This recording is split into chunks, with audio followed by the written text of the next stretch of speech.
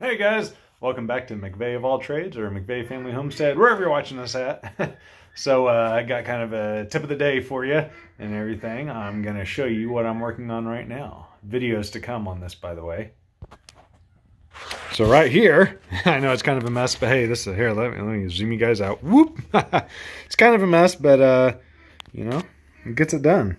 So I am replacing the U-joints on this here drive shaft. Okay, so I've already got them all done except for this one, but I want to let you know a secret about that guy right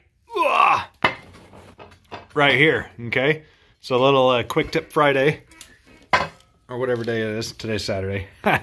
So what I did is, while I was working on these, I have this guy here, a propane heater. Okay, as you can see, the top's kind of nasty, because what I did is, while I was spending time getting these out, which, well, they were right there. I was going to show you them. They're pretty nasty. Here, I'll show you this one. It's pretty worn down, so this would be a good side, well, a decent side, and this is how it was worn down. Yeah, not much left on that. Lucky, actually, it didn't wear down into the ear of the drive shaft, but it didn't. So, anywho, so while I was doing that, I decided to put the carrier bearing on top of the heater.